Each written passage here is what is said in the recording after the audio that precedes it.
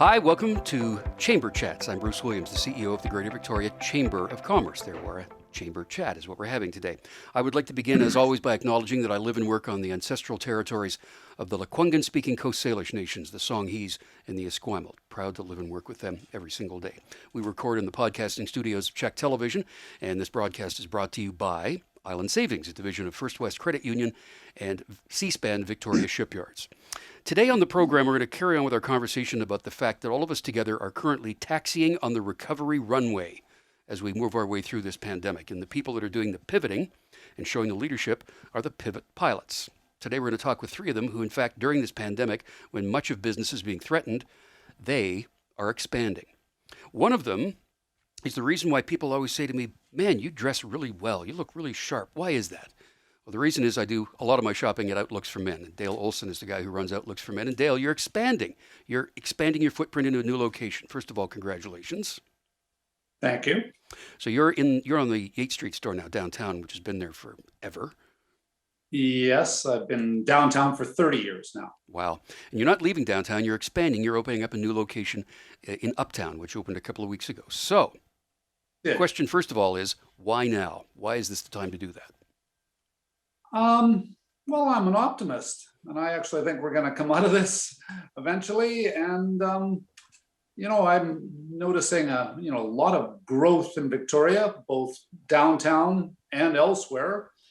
It's just become a bigger place. So I know there's people who don't make it downtown, and then there's others who probably never leave downtown. So I'm just expanding my reach that way. Yeah, you've been a pretty big part of the vibrancy of downtown for a long time. People would make the assumption that your particular sector, the clothing industry, has been a little slow through this pandemic. Is that a fair statement? Oh, without a doubt. Yeah, very rugged between people not in their offices, events, nothing prompts a man to buy new clothes more than an event, whether it's a wedding, a business meeting, an interview, a gala, you name it. So without those, yes, I have definitely been affected. Yeah. Is it fair to say that a lot of what you're selling is to be worn waist up only? Well, I definitely have guys discussing Zoom attire, although men probably tend to digress a little, to just wear whatever. But that's not the main thing. It's just definitely the lack of events or the lack of need for clothes for events. Do you think that the entire idea of business attire is going to change because of this? Will people be a little less formal in general? Yeah, but that's been going on for a while, Mm-hmm. right? And it has its growing pains. Of course, you meet lots of businessmen who are mortified by how badly it has digressed and wish everybody would up their game a little bit. And so at least you're doing business. But it's been going on for a while. This has probably just exacerbated the situation. Yeah. So what are your customers saying to you? I know that I'm buying shirts from you, for example, because I'm doing a lot of screen time where people see me in these shirts. What else is selling right now, without that being an overly simplified question, but what is selling right now? Well, definitely more casual things, without a doubt, business attire. But interestingly enough, I still sell quite a few suits because I do a lot of wedding business. And despite the fact the wedding has changed completely, it's now 15 people in a backyard. Quite often the groom wears a suit because his bride's in a beautiful white dress. So, maybe the father of the bride, but yes, there's not much pressure on the guests of a wedding these days. So, and then of course, then there's other things. We lost the Christmas party, but yeah, it's definitely casual. And there's guys who love clothes. They love them no matter what. So, well, at the very outset of all of this, of course, I was like everyone else working from home and was pretty casual and was doing a lot of sweatshirts and t-shirts and that kind. But then one day I just kind of had this epiphany and I thought, you know what, I'm going to get dressed and go to work. So I actually did put on a jacket and a tie and a shirt, and I sat in on my first meeting, game changer, because that's sort of the world in which we normally live. So the new store have opened rather at Uptown, will that be similar inventory to the other store, or will it be different? Oh yes, most definitely to start. I mean, of course, it's the advantage I have is I have access to a lot of brands and clothes. So I'll see what sells in which location, and I have no idea. I mean, I have some thoughts on what might and might not go, but initially, this idea, my business is very, you do things way far in advance. So the idea of Uptown came even long after I had already ordered for spring and summer. So I'm sort of this season, without a doubt, just sort of adapting, and and then that will carry on. So it's the advantage of being an independent in my business. I can, pick and choose and decide what I'm going to put in what store. So Are you anticipating there being a pent-up demand for clothing, especially if people aren't spending money for travel and things like that? Do you feel it's going to come back in a huge wave when things get back to whatever normal is going to be? yes, I think people will be really tired of whatever they have. Whatever they pull out will feel very old. It's kind of like, like Easterners who put away clothes in spring and summer and they pull them out and they feel very old because they actually box them up. Yeah. So there'll be a bit of that. And then just the sheer, events. If we have galas, the visions, the, fight for a cause, these sort of things come back, that will definitely, there'll be pent up demand for sure. And every year and every season, there are trends that happen in fashion, women and men, of course. New colors emerge, popular colors, styles. Has that taken a break during COVID, during the pandemic, or are styles evolving still? Oh, no, there's some, well, of course, mostly just people pivoting to casual. Yeah. You look at a suit brand nowadays and they're quite often showing stretchy, comfortable suits, even ones with drawstrings, worn over a hoodie. There's a lot of, that just the business pivots to the demand. And there's definitely that going. There's casualization, dress shirt companies that now make a lot more casual shirts. And it's just, they're just going with what they think might, survive them, through this pandemic. Yeah. So we're not seeing something like bell-bottom pants coming back or something, or big, fat, wide, gaudy ties or anything? No, interestingly enough, wild swings in fashion and bold color are the domain of really good times. Mm-hmm. When and particularly in menswear, which is super cautious, when it can take a chance. When business is really good, that's when you'll see wacky pattern suits and ties get bright. And it's very, there's actually even a history to it. The only thing that gets wild in bad times is socks. Oh, so yeah. And that's been a thing, that's for sure. Yeah, exactly. Well, I'm looking time sort of tough. Yeah, everything else goes a little bit quiet. Well, I'm looking forward to that swing in fashions, because when things start to get all bright and innovative, we're on the road to better times, that's for sure. Yes. Dale Olsen, the owner of Outlooks for Men, downtown on Yates Street, now in Uptown and also downtown in Duncan, too. You have a store there. Dale, congratulations on your success, and thanks for being with us. Thanks. It's great. Next, we're going to feed ourselves. We're going to talk innovation with one of our pivot pilots who is also expanding during this break. So next up, we're going to talk about dining habits. That's changed for some people as we have pivoted our way through this pandemic. And there's an organization and a guy who's one of our chamber champions, actually, at the Greater Victoria Chamber of Commerce, who decided it was a time to expand his business. He is a guy who put his name on the business. His nickname is Big Wheel. He is Big Wheel McNeil, and he is Calen McNeil. Calen, welcome to the podcast. Hi, Bruce. Thanks for having me. Appreciate it. You were actually one of the people at the beginning of the pandemic that was a real leader in doing the pivot into the new model that you had to create, and some things you did with your HR and your employees. Talk about that a little bit, if you would. Yeah, I think, thank you for the compliment. I viewed it more as just a reinforcement of what our values were prior to COVID. We ended up starting a foundation a couple of years ago, and our intent was just to provide a vehicle for us to do some fundraising, support the community. We like to be really integrated with the communities that we're in. So every community has different needs. So certain communities require help with homelessness, and certain communities food. Some of them are similar, but we had some money in our foundation account, and we also wanted to drive, some business and keep people employed. So we just went to work with our foundation and built our model around supporting our staff and supporting the community first. And I think that our customers responded well, community responded well, and it was a good business decision for us. So it made a lot of sense and supported what we were already kind of doing anyways. Yeah, you've also actually moved into the podcasting world, because you sit in this chair where I'm sitting right now to do something called the Bread and Butter Podcast. You started that up. Yes. Tell me about that. Yeah, well, a bunch of restaurateurs were getting together. We all had the similar problems. We're all dealing with all the same issues, and some obviously were better prepared than others.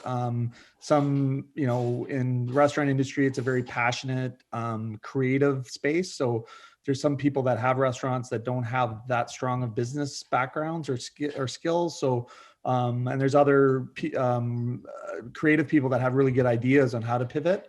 So we all kind of got together and the group has grown. I think we're close to 40 local independent restaurants in Victoria now. And we meet on a regular basis, at least once a month, and just swap ideas.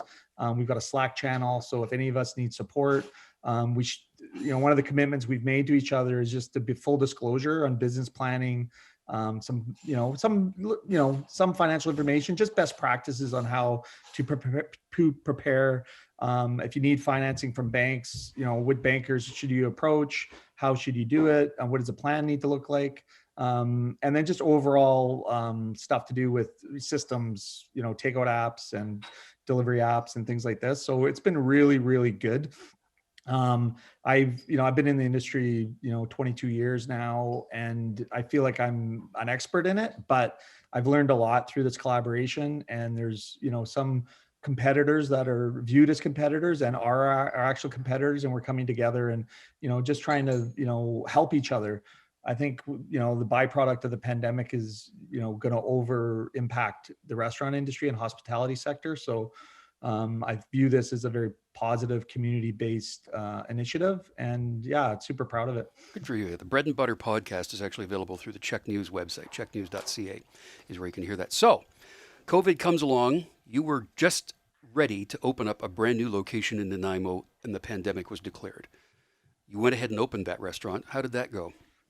Well, we had an office on, I think it was the seventh floor of a building, and I was looking at the space going, should I jump? No. It wasn't quite that bad, but it was, it was pretty alarming. We had just sunk a significant amount of capital into it. We hired all our staff.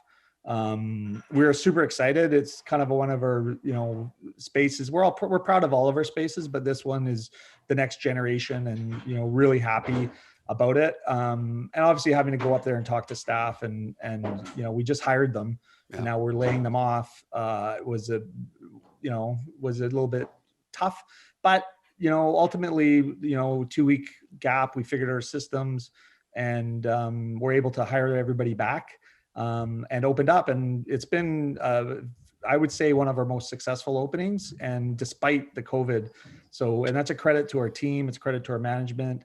And, I give all the credit to them. They're the ones who are there working every day. So we're about to hit our 1-year mark, and we surpassed $1 million in sales, which no other store has done that in an opening for Big Wheel. So wow. I think that's, speaks for itself. It's not, obviously it's still tough times, but it's, you hang on to the victories in this certain thing to stay positive. So yeah. So you moved that forward through the pandemic. You also then expanded into Colwood. You're now looking at expanding into Courtenay, and you're looking possibly at going into Langford. All of this while the pandemic is still on. So why now? Why is the right time to do that now? I think, obviously, initially there was some subsidy support. Thankfully, our business volumes are at the point where we haven't taken any subsidies other than the first month.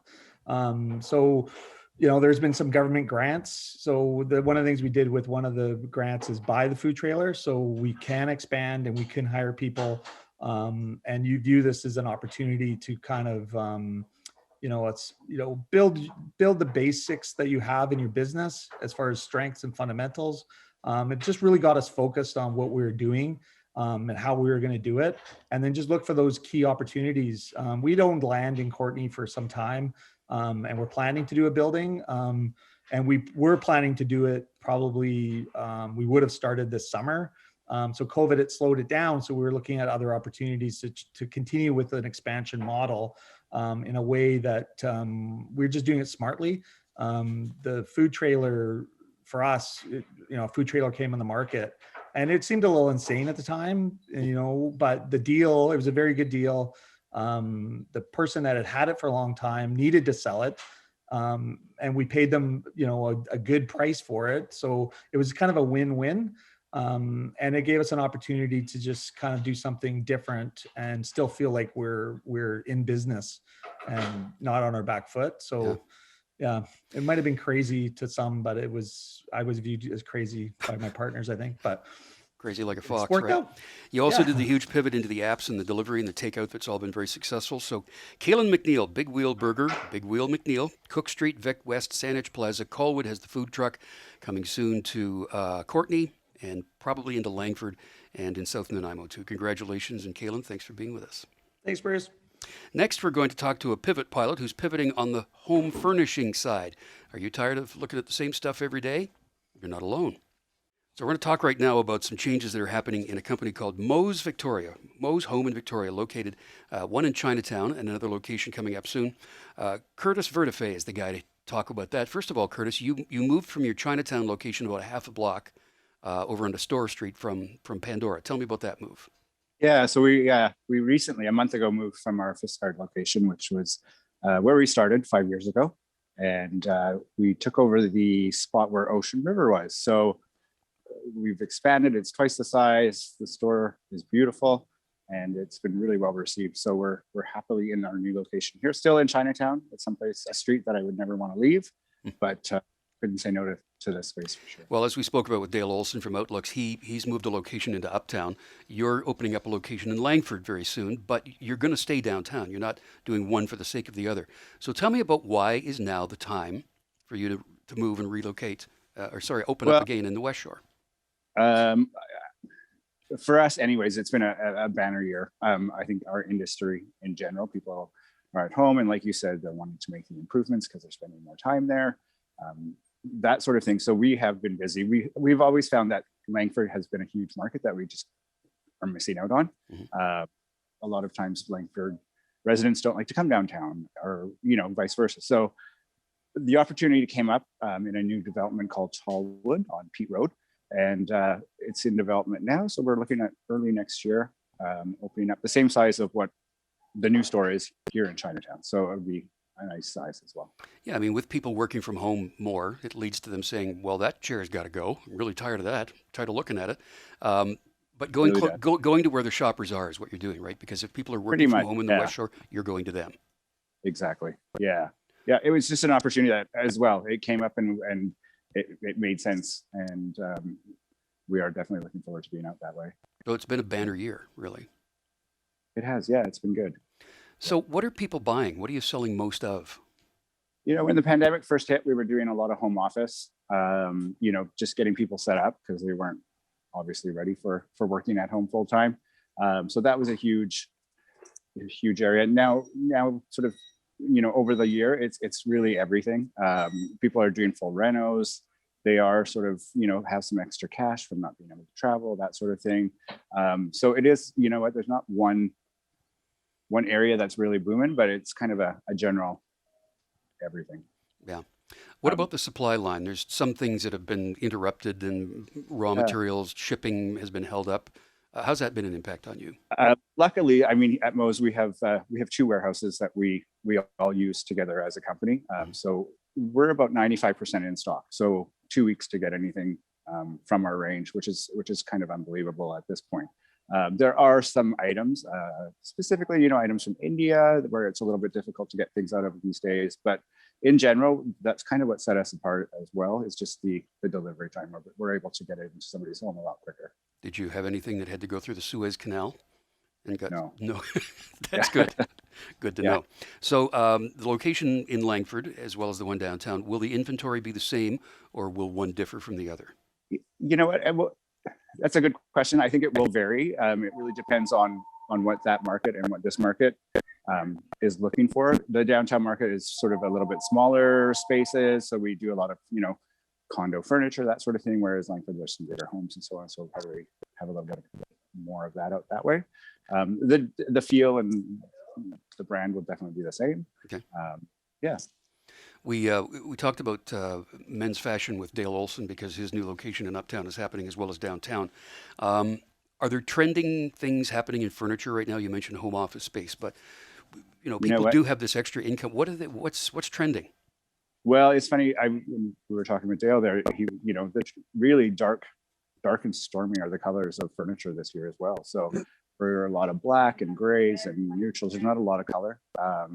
And that's been sort of the way it's going to be for the next year or so anyway. So hopefully, like in the fashion world, we will see some more color come our way. But right now it's definitely sort of the neutral, darker palette. Yeah. Because I'm assuming that furniture is the same as clothing, that you purposely change the styles so that you realize, oh, well, that's out of fashion. I got to change that out. I got to get rid of that. Absolutely. Yeah. Yeah. It's very same sort of schedule. Yeah. And as people are working from home more, does that change the dynamic of the rest of the house? So if you've repurposed one area as an office, tell me about the impact of that. Well, I think, and it's almost like a vicious circle. You start on one room and you kind of take a look around and it just keeps going, because you obviously want, people are spending so much time in their homes these days that it is really important to them that they're comfortable, for one, and that things are, not necessarily new, but new to, refreshed and that sort of thing. So it's definitely been a focus of most customers that come in through our door that's doing a big project or are continuing on.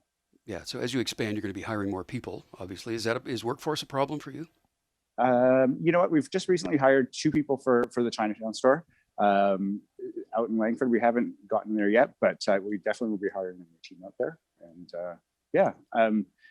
I think in general, it is difficult to find the right person, but we've got time, so hopefully we'll. Yeah.